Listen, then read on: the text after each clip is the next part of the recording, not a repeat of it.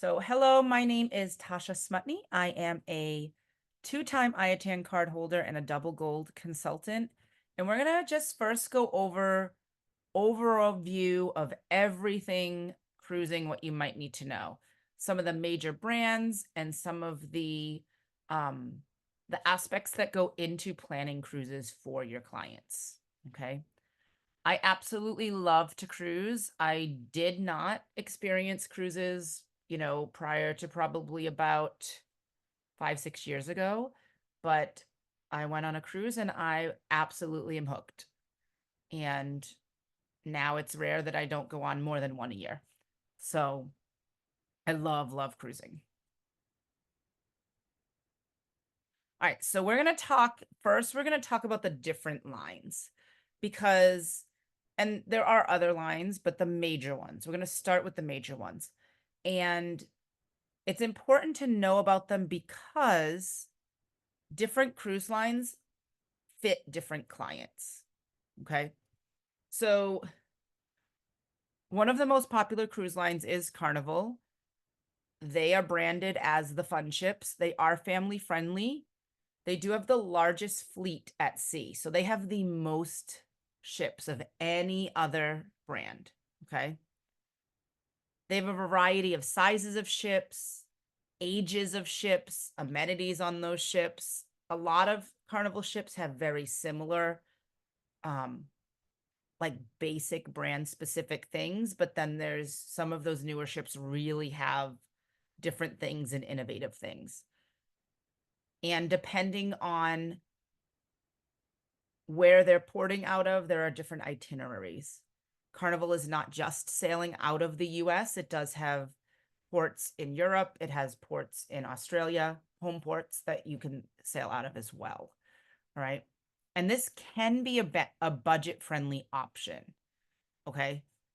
It depends though. Sometimes when you're booking those newer, bigger ships and somebody wants, a balcony cabin or a suite, those are going to, be comparable to some of the other lines. Now, Carnival gets a bad rap. A lot of people, give it some unfavorable names or it has an unfavorable reputation, but I absolutely love Carnival. It's the cruise line I sailed the most, to be perfectly honest. And I have never had an issue with it. I have never, ever, ever felt treated anything but like royalty and that what I needed was met. Um, the crew all address you by name. Like they learn your name once and they always, Miss Tasha, like every time they see me walking down the hallway. All right. Or in a restaurant or any staff that you've ever interacted with, they remember your name if you have introduced yourself. Carnival is, in my experience, I have life-threatening food allergies, amazing for food allergies. They will not only keep me safe, but they will also alter recipes to specifically make the meal for me so that I can have it and I can still indulge as well. Okay. One of the things Carnival also prides itself on is that, you know, they have multiple home ports in the United States. And I think they said like something about like 30 to 35% of Americans are within a day's drive of a home port. So, you know, basically, if you live on a coastline, you're probably in driving distance of a home port so that you don't have to fly.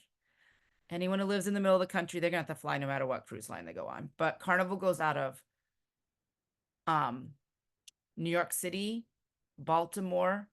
They do have a port in Norfolk, Virginia.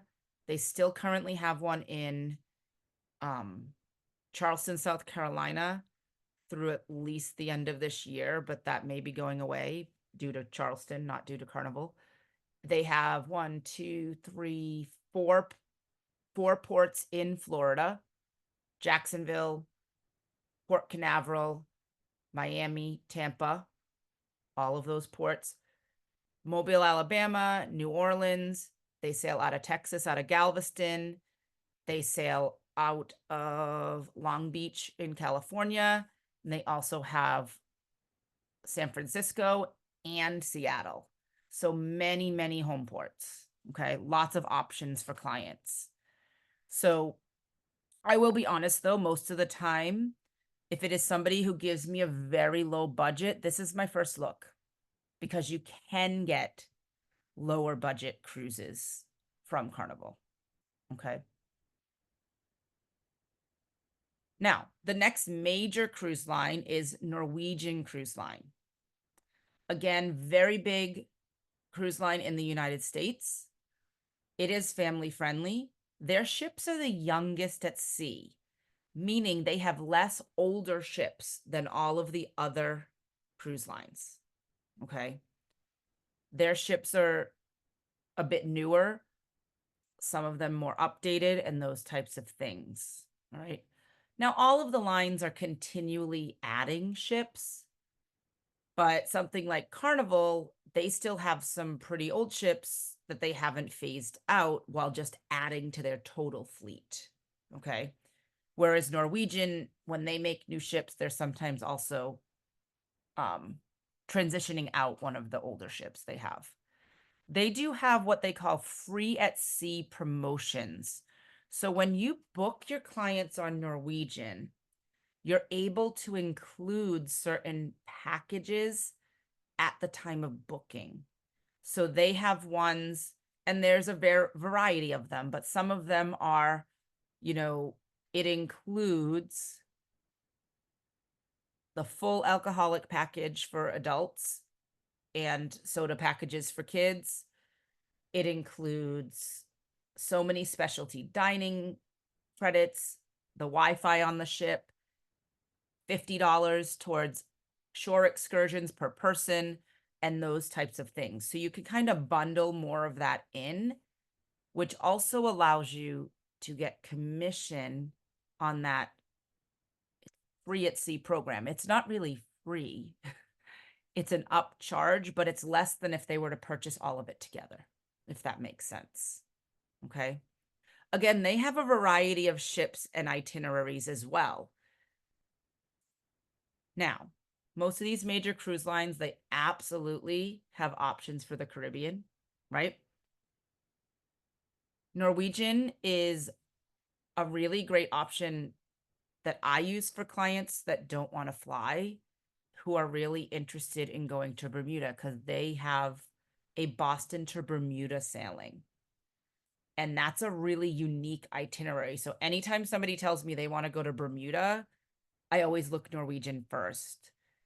I can get it on other lines, but they're from Boston. People who live here, they're going to have to fly. What Norwegian does is they actually go and they'll dock there for 2 or 3 nights. So essentially in Bermuda, the cruise ship is the hotel. And I love that because a lot of people, their complaints about cruise lines are that they don't get enough time in the destination. Because, they dock in the morning, they're able to get off the ship, anywhere between 8 and 10 a.m. And then they have to be back on the ship between 3 to 5 p.m. for it to sail away. And they want more time. And that Bermuda itinerary from Boston is amazing at giving them time in Bermuda. Okay. So that's one of the great things that it has different itineraries, but it also has Alaska. It also has, Norwegian has one cruise ship that does not have a casino because it does not go into international waters and it goes around the islands in Hawaii. So the client would fly to Hawaii and they would be able to take that cruise all in Hawaii and see all of Hawaii. Well, not all, but they would get to see all of the islands. But because it never goes into international waters, it doesn't have a casino. So you would have to make sure that your clients knew that if that was something that was important to them, right? I like the casino. I don't know that I would say, "Oh, I'm not doing that because of." I wouldn't like write it off because of that. Disney also does not have a casino. All right. Royal Caribbean is the next of like the 3 big heavy hitters of like people know those 3 names. Carnival, Norwegian, Royal Caribbean. People tend to know those if they've ever looked into cruising at all. Royal Caribbean is also very family friendly. All right. It is known for its innovations at sea. It is always trying to push the envelope of what can we include on a cruise ship. Now, high tech things. They've got, ice skating on a ship, go-karts. I think they have there's at least one or two ships that have like that indoor skydiving where you're in like the tube with the air. So many different things. One thing it doesn't have that Carnival actually is the only cruise line at sea that has. Carnival has now 3 ships. Their 3 newest all have a roller coaster on the top deck. That Royal has not put yet, but other than that, like they're always the ones coming out with those newest, greatest, like who would have thought that ideas. They have ships that have an outdoor aqua theater that they're doing shows where there's actually, performers that are diving into the water and aerialists, and it's on an outdoor deck. So some really like cool and entertainment type things as well. Royal Caribbean is going to be a bit of a higher budget, though, than something like Norwegian and Carnival. However, they do sometimes have a kids sail free promotion for children under 12, which can bring that budget down. Okay. When they have those promotions, you're not paying for the third and fourth guest, or if the kids, sometimes parents do adjoining rooms or adjacent rooms and the kids are in one, and then you're not really paying for the kids' prices as much, which is a huge, huge promotion that they have. Right. One of the things I love about Royal Caribbean and a few of the other cruise lines, but they have a variety of drink packages. So typically the way a drink package is going to work is everyone in the cabin has to get the same one. Like everyone over 21 has to get the package with the alcohol if one person gets it. Royal Caribbean has, their high tier alcohol package. Then they have one that includes like everything non-alcoholic. And then their, soda and juices, and that type of a thing. Some of the cruise lines, it's either all alcohol or just adding soda package. Whereas you can get packages for kids that have those mocktails, virgin cocktails. Like, what kid doesn't want to feel fancy and get like a pina colada that doesn't have alcohol in it so that they look super cool? They're like 9 years old, like, look at me having this fancy drink like the grown-ups, right? They include stuff like that for drink packages. They have more levels of drink packages. And we're going to talk after about the things that are add-ons as well. But a great, great family cruise line as well, with lots and lots of activities for people. All right. Disney Cruise Line. A lot of people don't think of Disney when they think cruise ships because they think of the parks, right? But Disney is a very, very high quality experience. Obviously family friendly, centered around people traveling with children. That is not to say that there aren't plenty of Disney adults out there. There are tons of people who are adults who don't even have children. I'm one of them, who love Disney and can want to go on a Disney cruise. You do get that high quality Disney level of service. All right. Disney is known for their customer service, and it is very high quality. On a Disney ship, there's more included and less of those extra things you have to pay for. All right. So everything non-alcoholic is included. Most cruise lines, you have to pay extra for soda. You don't have to pay extra for soda on a Disney cruise line. Okay. They have characters on the ships. They have something really cool that you keep your same wait staff for your main dining room experience, but you change dining rooms each night because the dining rooms are themed. They call it rotational dining. So like tonight you'll be in this one, and one of the ships has like an Avengers experience. And then the next night you'll be in one, but it's themed all after Beauty and the Beast. Now each ship, it depends what's on there, but that kind of a thing. They do also have some upcharge dining restaurants, but that dining experience is, a little bit of a higher tier of immersive dining. We'll call it immersive. And Disney, if you've ever been to a park, Disney's about that. And that you do get to see the characters. They do this great thing when you walk, every family, as you walk on the ship, like into that main atrium, they announce, "We now welcome the Smith family," or whoever it is, and that kind of a thing. It is a much smaller fleet.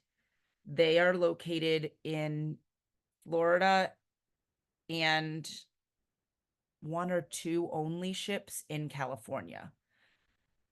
They do also, however, you can do an Alaska cruise with them as well as the Caribbean cruises, but a much, much smaller operation than some of the other well-known cruise lines. Disney is going to be a very high budget cruise line. It is very high. The Disney name, and because there's more things already included that you don't pay extras for, is part of the reasoning for that. Okay. But it's a Disney cruise. You can also combine it with a Disney vacation. More so, obviously, if you're going to go out of Port Canaveral in Florida, which is about 45 minutes to an hour from Disney World. Very oftentimes, if you're staying at a Disney resort on a cruise embarkation day, you'll see that Disney Cruise Line bus outside the resorts picking people up or dropping people off to do their vacation after their cruise. All right. And I believe, I would have to check, I'm not 100% sure, but when you combine the two, I believe they give you that transportation included, whereas otherwise it would be an add-on from the airport. All right, so Princess Cruise Lines is our next one we're going to talk about. Less people know about Princess Cruises. Princess Cruises is a sub-company of Carnival Corporation. So there's the big like Carnival Corporation, and then they have cruise lines within it. So Carnival Cruise Line, Princess Cruises, they also own Holland America, Costa, and some that are in Europe. Okay. So Princess is going to have a bit of an older demographic. They are going to have a bit of an older demographic than some of the other cruise lines. When we talk about these cruise lines, I mean, Disney's going to be families, but there'll be families of all ages. Royal Caribbean is going to be families. And, there's always going to be older people on the cruise lines, but the average age gets brought down because there's more families with kids or young couples on these other cruise lines. Okay. But Princess, while they still have great kids programs, they still have great things for kids, less people are looking at that as a family cruise line.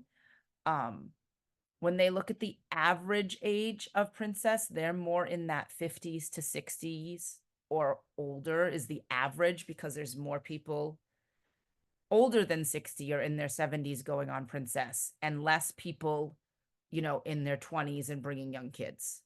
That doesn't mean that those age ranges don't go on the cruise line. It just means there's less of them to, make that average lower or higher. All right. Princess Cruise Line is ranked #1 in Alaska.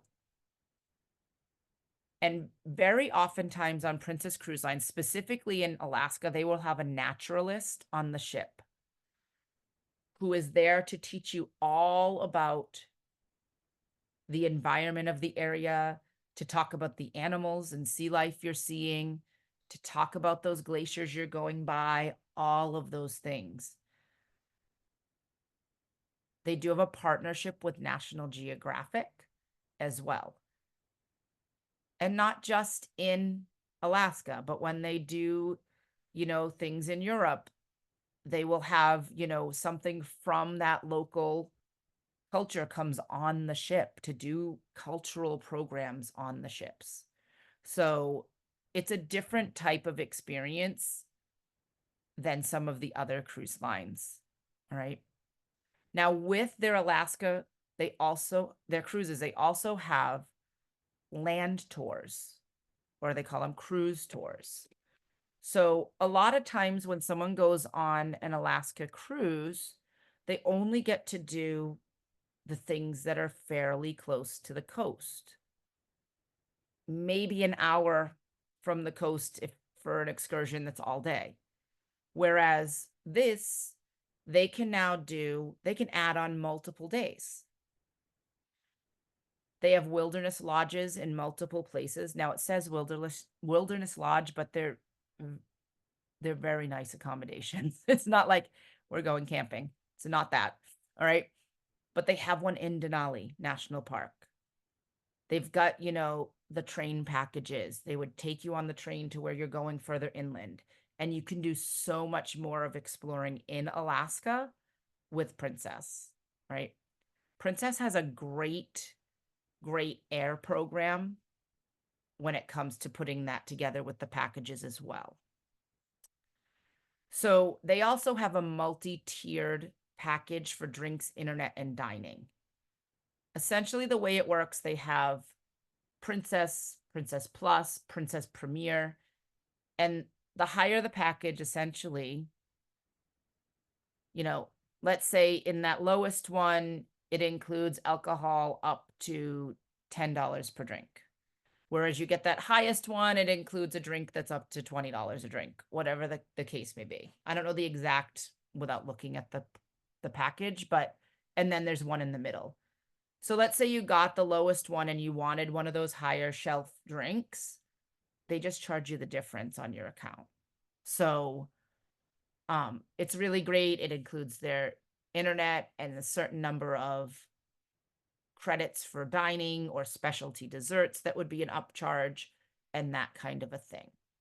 Princess is the cruise line that you do the training and you can get a free graduation cruise that you just pay taxes and fees, right? And I know Lynette did a Princess training last evening. We do book on One Source is the one you book on for Princess. And that also has Holland America. No, that also has Cunard. You can do the same for Cunard. If you do all the training, they'll give you a cruise on that one as well. Okay. Our next cruise line is Virgin Voyages. This is an adults-only cruise line. It is the only adults-only ocean cruise line. Okay. It's going to be a much more trendy experience for people. It's going to be, less things, that are made for families because there's no one traveling with kids. Okay. And when I say adults only, I believe 21 and older, not 18 and older. And, since they don't have to have dedicated spaces for children's activities and kids clubs and that kind of thing, they're able to have more lounges, more bars and nightclub type places and entertainment venues that would feel more like if you went to a major city. All right. Virgin Voyages is from the same company. It is 18 and older. All right. I wasn't 100% sure on that, but it's from the same company that is Virgin Records. Okay. So, big in the music industry. And they're looking for those different types of experiences. I will tell you this. I don't necessarily think you want to recommend this to clients who are conservative. Okay. Somebody I know went on a Virgin Voyages cruise. She said if somebody was conservative on that ship, they would probably feel very uncomfortable. All right. If somebody is not comfortable around the LGBTQ community, they're not going to be comfortable on a Virgin Voyages ship probably, because there are a lot of people from that community who like to travel on Virgin Voyages. And, you know, adult themed comedy shows and those types of a thing. So I would just caution that and look into the cruise line a little bit more. If you have somebody that's super conservative, you might want to not recommend this adults only cruise line, but talk about how the other cruise lines all have adults only areas that they can get away from all of the kids and families if they want to. All right. Virgin Voyages is fairly young compared to the other cruise lines. They only have 3 ships. They are trying to expand, but they're a newer cruise line. All right. So there's not as many ships. It is also going to be a much higher budget experience. They do not have upcharge restaurants. They don't have drink packages, but you can purchase things like a bar tab, and you can have money to spend on buying drinks, or they call it sailor loot. You can put money on your account just for the for spending on anything. Yes, they do have a 4th ship that has not been completed and delivered yet. All right. Yes, the bar tab can only be purchased before sailing, and cruise cash is typically the same way. Now that being said, all cruise lines, you can also put the money, you put a card on file anyway. Some people just like to budget ahead of time as well. And for you as a travel agent, this is wonderful because Virgin Voyages gives us an additional commission at a lower rate, 10% commission on any pre-voyage purchases, bar tab, sailor loot, excursions, all of those things. Whereas those are sometimes things that we don't get commission on, the extras that we do on the cruise lines. All right. So Virgin does do that. If your clients ever call you and they're like, oh, we want to go on that cruise line that has the hammocks on the balconies. Virgin Voyages has the hammocks on the balconies. All right. I really want to go on a Virgin Voyages cruise. I would say it's a different experience than some of the others. Okay. I'm going to be honest with you. I want to go on every cruise line. I want to go on any cruise you're going to let me go on. I'm going to be 100% honest right there. I love to cruise. Put me on a ship. I don't even care where it's going. I love it. All right. MSC. MSC is a little bit less known. They started based in Europe, Mediterranean, Italian cruise line, and they're expanding into the US. Okay. I went on my first MSC cruise this past February. It was on a travel agent rate, and it was amazing. I loved it. I will say they kept me safe food allergy wise. I don't think they're as educated about food allergies, in that they were overcautious. Anything they didn't make themselves on the ship, they wouldn't let me have. Like ice cream. I'm allergic to gluten and nuts. They would not let me have ice cream because it came from an outside vendor already made. As far as food, their desserts are not great. And that's from the person I traveled with who doesn't have food allergies either. It seemed even like mine clearly was a thought out.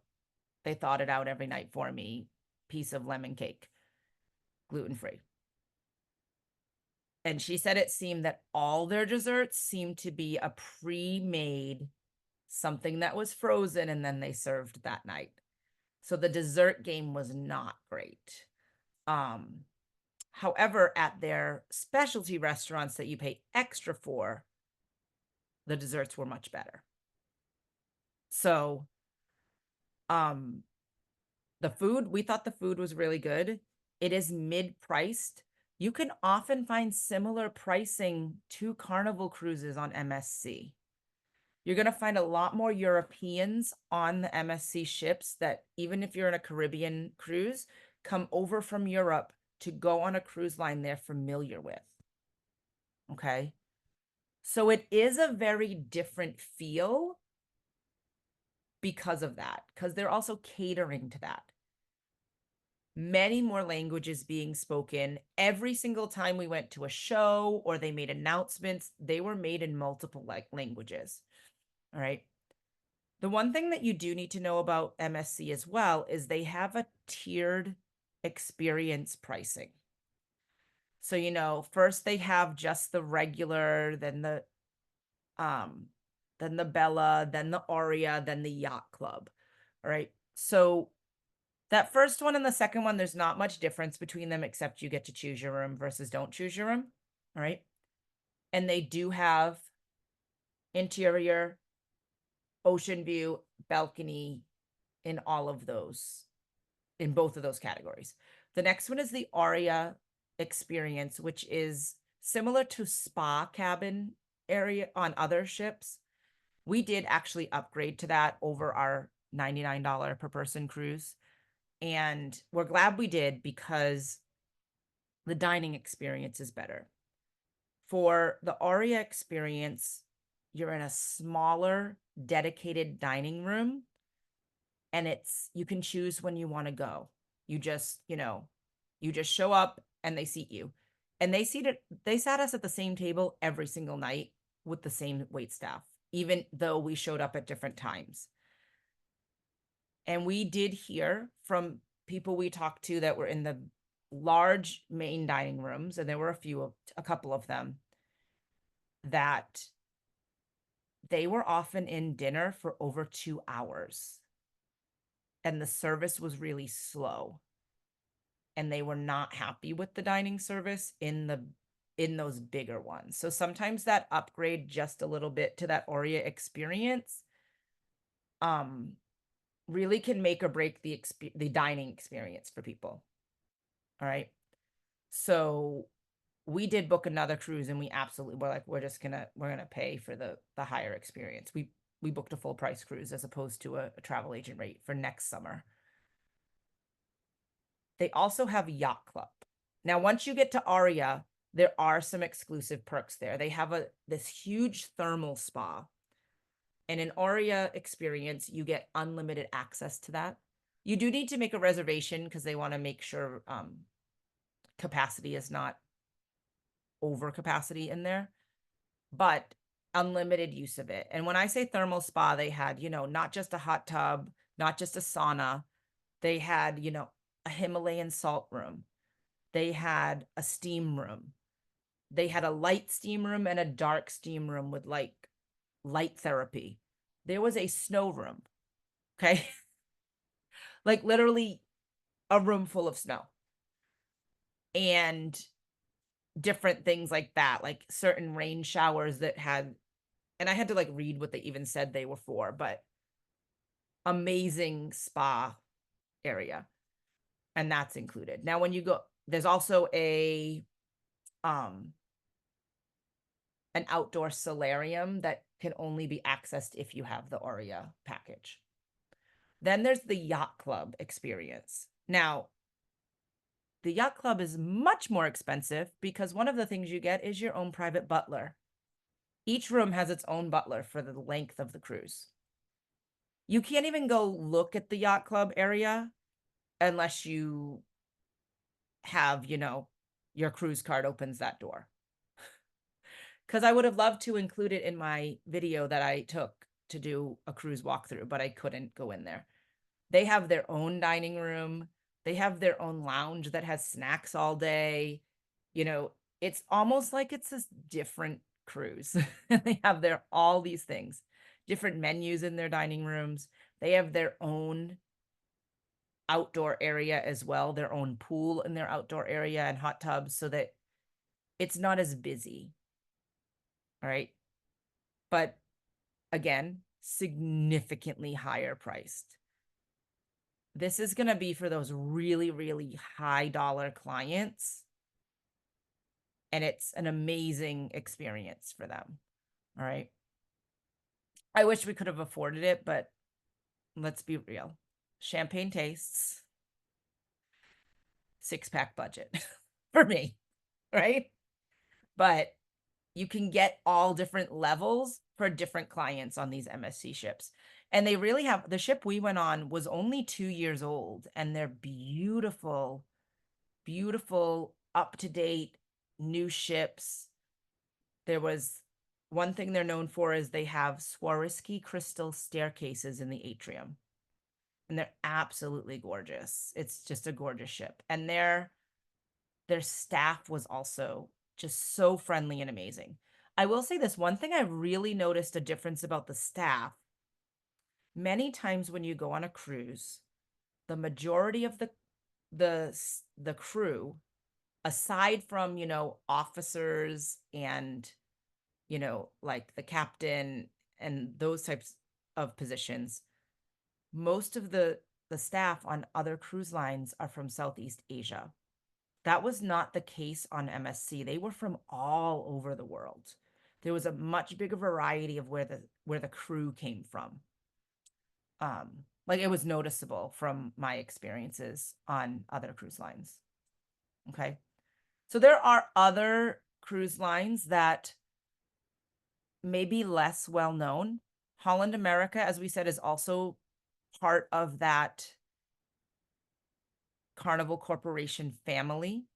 Again, this is going to be an older demographic and a much more reserved, and not that older people don't party, because they do, but a more refined cruise line. Cunard as well is a much higher budget cruise line as well, and older demographic.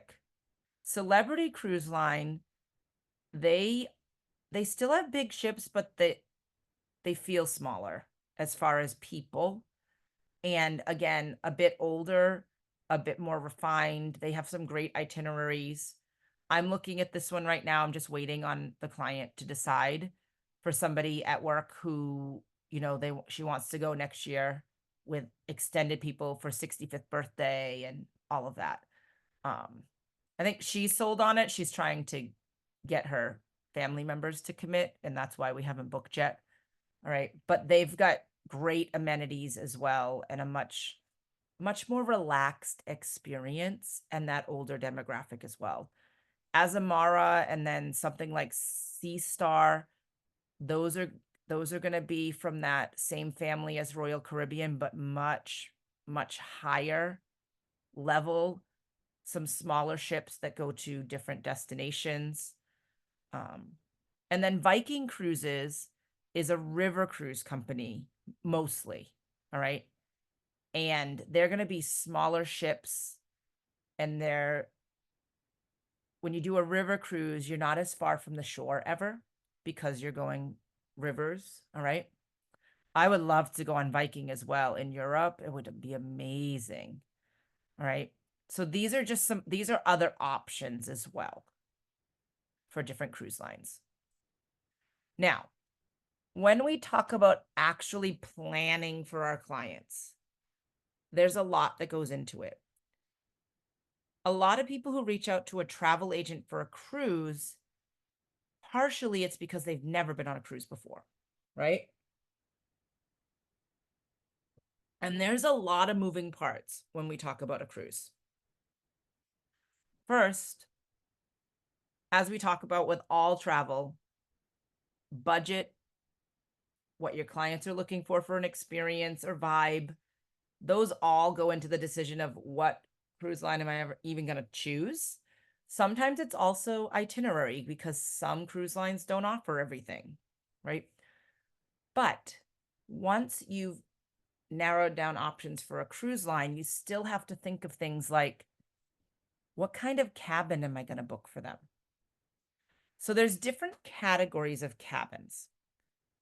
The least expensive is going to be that interior cabin. An interior cabin is just what it sounds like. It's on the interior part of the ship. There are no windows to outside. Some people really love interior cabins because they say, when I turn off those lights, even if it's the middle of the day and I want to go take a nap, it is pitch black in there and I get the best sleep ever. Some people feel very claustrophobic in an interior cabin because of that. Interior cabins are also typically going to be smaller. Most of them, there'll be just enough room for the beds, okay, with a little space on each side. The way that cruises work, they all have 2 twin beds that convert to a king. There's a few exceptions in certain cabins, but that's typically what it is. They do that so that the cabins can easily be, converted based on who's going, right? So interior cabins can sometimes hold up to 5 people. I would not recommend 5 adults in an interior cabin. Typically, what happens when it's more than those 2 people, now sometimes an interior cabin is a little bit bigger and it has a sofa bed, like a couch if there's a sitting area. Most of the time, interior cabins do not have enough room for a couch. So it's going to be those 2 twin beds that can either be separate and when I say a little space between, like a foot of space between the 2 beds and a foot on each side, or combined into a king. And then if there's more than 2, there's going to be drop down bunks from the ceiling. My experience with if there's 5 and not a sofa bed is that there's then a trundle that pulls out that's essentially like a mattress on the floor for that 5th person. So it's really squished for a lot of people in a 5-person interior. Now, it ranges on the cruise line, and you can look at those things when you're looking at it. Now, that would be fine if it's it's 2 adults and 3 kids. The kids are going to love the bunk beds. I'm going to be honest with you. I do not want to sleep on a bed coming down from the ceiling. I would be afraid I would fall out of it in the middle of the night as a grown-up. I'm going to be 100% honest. All right. Now, with that being said, there are also some interior cabins that will say upper lower. That means there are not 2 beds on the floor level. Do not book a couple in an upper lower because they're going to be bunk beds and not be able to sleep together. Somebody once said that they accidentally booked an upper lower for their honeymoon and they didn't know that that's what it was. They just were trying to find the cheapest cabin. That does not make for a good honeymoon, right? Okay, so there are those are going to be the least expensive cabins on the ship. Typically, cabins are not built for solo cruising. And most of the time when somebody's going to take a cruise solo, they're paying for 2 people in that cabin. They just don't pay the taxes and port fees for the second person because they're paying for what that cabin can accommodate for 2 people. All right. Next up, we have ocean view cabins. Now, this could be a little port window. It could be a big picture window. Some of them have what they call scenic ocean view, that a whole wall of windows on their cabin. This is a great option for, I need to at least see daylight, but I don't need the balcony, right? I won't cruise in less than an ocean view. I'm fine in the ocean view. I need to be, if I'm in my cabin during the day, I want to know it's daytime. I like to be able to see the water because I love to watch it. Very often on cruise ships, those ocean views are going to be lower on the ship. Interiors can be on every deck. Typically, the ocean view are going to be lower. Deck 1, deck 2, deck 3, sometimes deck 4, 5, but not always. Because once they can start doing balconies, they do. All right? Because a lot of people like those. Now, depending on the cruise ship, sometimes an ocean view has the sitting area with a couch. Sometimes it is the same size as an interior. It just now has the window. Okay? I like to look at, you can see the deck plans and the floor plans for the ships, but you can also look up online. I do YouTube videos of cabins and those types of things, or just pictures of cabins to see what to expect for that client and make sure I'm getting what they're going to be comfortable with. Next, we have the balconies, and there's different types of balconies. You know, you just have a standard balcony. Usually a standard balcony room will have a couch and the two beds. And those balconies are not huge. You can also get extended balconies that are deeper, which I really love. You can get balconies on the back of the ship, an aft view balcony. Those are actually my absolute favorite because I don't love a balcony that I walk out and I'm pretty much already at the railing. And part of that has to do with my fear of heights, which I know I'm not going to fall off the ship, but I like the space. I don't like to have to like squeeze by the person who's sitting in a chair to get in the other chair that's out there. The extended balconies, often you can have a lounge chair out there, not just an upright chair. So that's really nice. I like the aft view because you're going to get less breeze than on the side of the ship. And that's my favorite view, is watching, like, what do you call it? Essentially like the way that the propellers leave the water trail behind the ship. That's my absolute favorite view besides the sunset on a cruise ship. I could stand there and stare at it for forever. So that's why I really love the aft view balconies. I'll often just go out and sit there. I like a balcony because I don't love the party scene on a cruise ship. I love to people watch and I will go to those areas sometimes, but I don't want to be in the loud, noisy all the time. So I like an outdoor area that I can just enjoy for me. And a lot of times I will go out on the balcony early in the morning because it's 6 a.m. and I wake up on a cruise ship and I love to just sit out there and watch the ocean go by. I'll do that on any balcony, but I really love it on the aft view. And then you have suites. Now, many times a suite is not going to be what you typically think of as a suite. It's not always going to be like two separate rooms or a sleeping area and a separate sitting area. It is going to be more space. It is going to have nicer countertops, nicer woodwork, those kinds of things. And typically a suite's going to come with different perks than the regular rooms.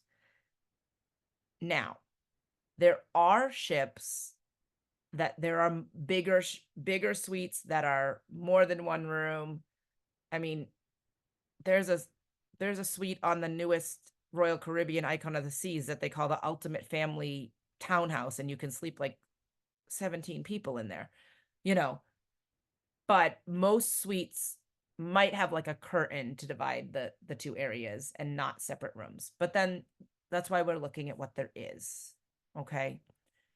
And again, they do come with different perks usually. We also want to look at what amenities our clients are looking at for. That also includes the decision for the cruise line. Not all cruise lines offer the same.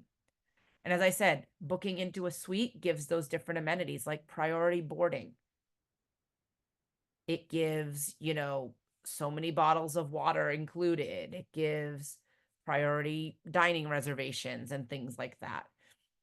Does your client want a ship that has a lot of extra specialty dining restaurants or a variety of different kinds of bars and all the different activities on that ship we're looking at, right? Is it really important to them that there's a basketball court or a sports area that they can do, a ropes course out there? What activities and amenities are they looking for? And that's where we're looking for those kinds of things as well. Looking at the dining and drink packages.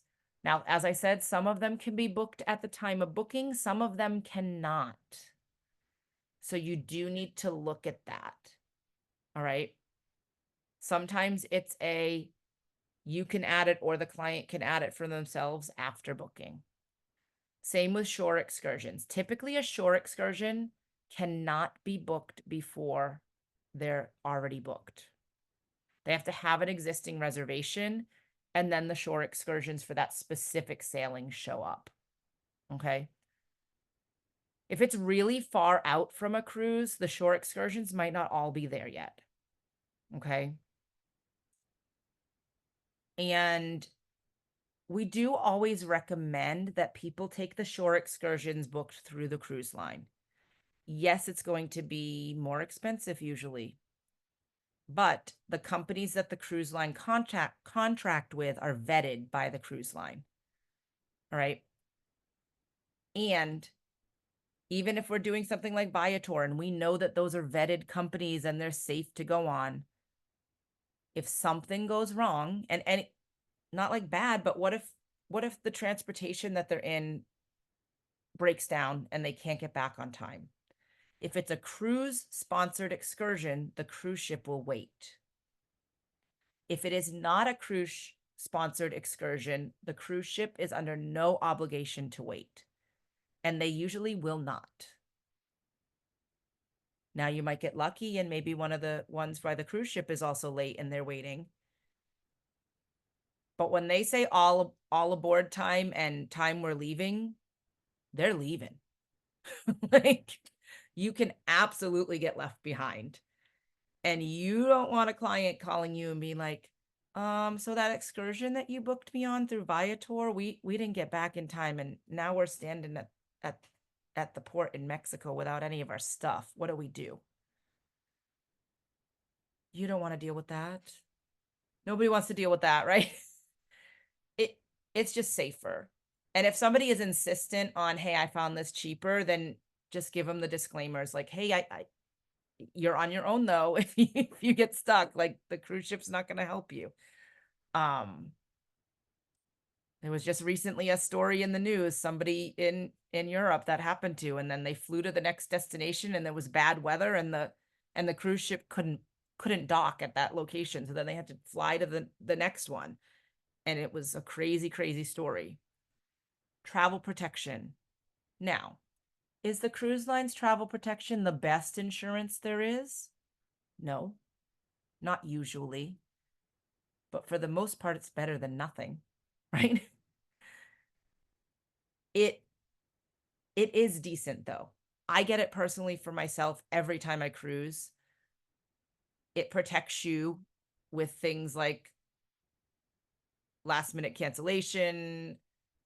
We do always recommend people go to the area of the cruise, the port city, at least the day before. But even traveling in the day before, there's been times I've worried that I'm not going to make it in time because it's winter in New England and now they're saying they're going to get me there the next morning, but they can't guarantee it. It would protect me with something like that for a refund. Okay. It also protects for medical. Something as simple as we were on a cruise once and we saw a little boy, he had bandage on his head. We're like, oh my gosh, what happened? Like, and dad's like, oh, he, slipped on the water slide and he needed to get stitches in his head. If you have travel insurance, anything in that medical center is going to get covered. You'll have to pay the cruise line for it and then you'll get reimbursed, but medical care on the cruise ship is not covered by your regular insurance. And typically in other countries, medical insurance is not covered by your typical insurance. And God forbid somebody needs to be evacuated off the ship by helicopter. Okay. All of that's covered. I have a lot of medical issues, and if I need to if they need to get me to a hospital somewhere, I want to make sure I'm not going to then be in debt for $50,000 because they had to get me on a helicopter. Right. I have a heart condition. They probably can't treat it if I have an episode on the ship. It's currently controlled, but who knows, right? So it does protect you. I always price it with that as just part of the package. And I tell my clients I price it with that. Make sure you become familiar with whatever the embarkation, that means getting on the ship process, and the check-in process is for your clients so that you can help them with it. Depending on the cruise line, they have online check-ins starting anywhere from 30 days before. Carnival, it's 14 days before, unless they're a higher loyalty level, then it's 16 days. They get 2 extra days. And they're choosing their time that they can arrive at the port to get on the ship. I personally, we like to get on the ship as early as possible. We like to get that first arrival time because it counts as, it's one of the days of your vacation. You know, we like to get on the ship early, get our, it's called muster drill, where you have to go and go over the safety briefing and all those things. Get that done, sit and have lunch, explore the ship a little, and then our rooms will be ready. Typically, rooms are ready in the early afternoon. And a lot of times we're on the ship, you know, between 10:30 and 11 in the morning. It just makes for a less rushed day. And then more likely too that our luggage will get to our room sooner because we dropped it off sooner and that kind of a thing. So you want to make sure you know that process so you can coach your client through it. Okay. And make sure that they know, like, hey, you, because oftentimes you cannot check your clients in. They have to do it themselves. I've had clients that I've been on the phone with them or on a Zoom with them, helping them through it, but I can't physically do it because they have to log into their account or app. And knowing that too, like, is there an app they need? Most of them all have an app now, and everything can be found digital to do with their cruise. Okay. All right. So, questions in general about the things we went over and